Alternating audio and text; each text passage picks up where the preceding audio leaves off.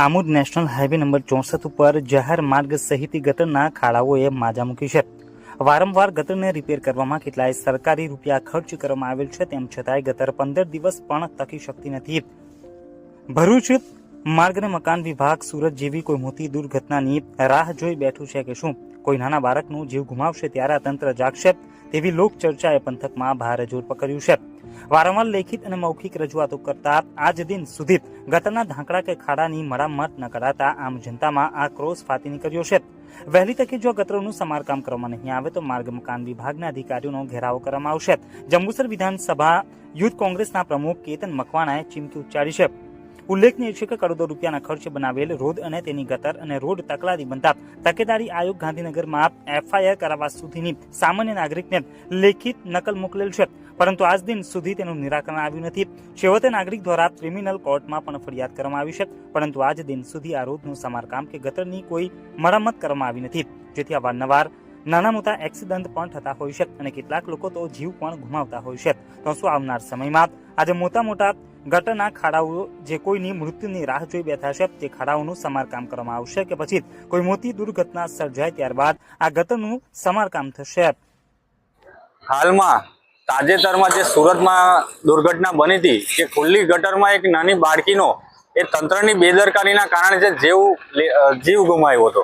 હાલમાં એવી જ પરિસ્થિતિ તમે આમોદમાં પણ જોઈ શકો છો કે ટેલિફોન એક્સચેન્જની સામે જે નઈ નગરી આવેલી છે, આ માર્ગ અને મકાન વિભાગની બેદરકારી તમે જાતે જોઈ શકો છો કે અહીંયા ખુલ્લી ગટર છે, સળિયા પણ છે। અહીંયા અવારનવાર વિદ્યાર્થીઓ અહીંયા આગળ નાના છોકરાઓ સ્કૂલમાં આવજાવ કરે છે, પણ આ ઘોર તંત્ર એમની બેદરકારીના કારણે કોઈ મોટી દુર્ઘટના થાય એની રાહ જોઈ રહેલી છે એવું અમને દેખાઈ રહેલું છે। તો આજે અમે પ્રશાસન તંત્રને પણ કહેવા માંગીએ છીએ કોઈ મોટી દુર્ઘટના બને એ પહેલા તાત્કાલિક આ ગટરનું સમારકામ કરવામાં આવે, જેથી કોઈ મોટી દુર્ઘટના બને નહીં। કોંગ્રેસ દ્વારા આગામી સમયની અંદર જો આ વહેલી તકે ગટરો બનાવવામાં નહીં આવે તો શું પગલાં ભરવા? જો આવનાર સમયમાં માર્ગ અને મકાન વિભાગ દ્વારા તાત્કાલિક ધોરણે આનું સમારકામ કરવામાં નહીં આવે, કદાચ એ લોકો રાહ જોઈ રહ્યા હશે કે ભાઈ મોટી કોઈ દુર્ઘટના બને, તો અમે એ લોકોને ચેતવવા માંગીએ છીએ કે વહેલી તકે આનું કામ કરવામાં નહીં આવે તો અમે જાતે માર્ગ અને મકાન વિભાગના અધિકારીઓને ઘેરાવ કરીશું। શું નામ તમારું? મારું નામ રફીકભાઈ। રફીકભાઈ, શું સમસ્યા છે આ રોડ? આ સમસ્યામાં એવું છે કે આજથી 6 મહિનાથી આ રોડ ખલાસ થઈ ગયેલો છે।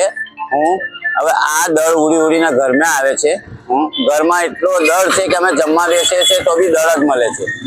બીજી વાત છે કે કોઈ સાફ સફાઈ સેજ બી નથી। બધી રીતે ગટરો તૂટલી છે, બાળકો અંદર પડી જાય છે, અમારે દોડવું પડે છે કાઢવા માટે, પણ સરકાર આનો સંજય લેતી નથી। અમારી માંગણી એવી છે કે વહેલા તકે આ રોડ બને।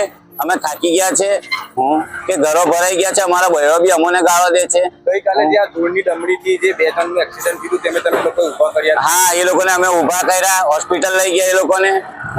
કેમ કે કઈ દેખાતું જ નથી, બાઇક વાળાને બી બિચારાને આંખો ભરાઈ જાય છે એ લોકોને, એના કારણે એક્સિડન્ટ થાય છે। તમે શું મેસેજ આપવા માંગો? અમે મેસેજ માંગવા એવું કહેવા માંગીએ છીએ કે જેમ બને એમ વહેલા તકે આ રોડ બને, સાફ સફાઈ થાય, ગટરો બને, એ અમારી માંગણી છે। નહીં બને તો અમે થોડાક ટાઈમની અંદર આ રોડ ખોદી નાખીશું ને આ રોડ બંધ કરવામાં આવશે। આખું ફર્યું બહાર આવશે, 2000 માણસ છે અહીં, 2000 માણસ બહાર આવશે, રોડ પર આવી જશે।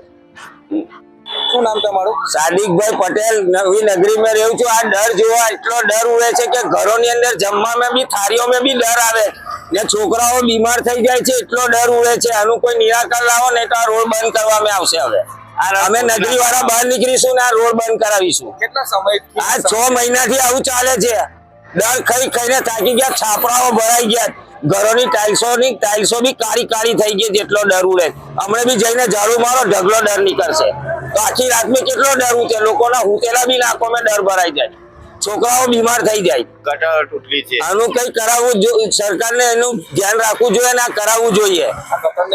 આ ગટરની અંદર છોકરા પડી જાય, નાના છોકરાઓ સ્કૂલ જાય છે, આ ગટર તૂટેલી છે, અંદર છોકરાઓ પડી જાય, કૂતરા પડી જાય, કોઈ જોવા જ નથી આવતું આ બાજુ। આ ડરનું કઈ કરાવો, વહેલા તકે માંગણી માંગણી છે અમારી।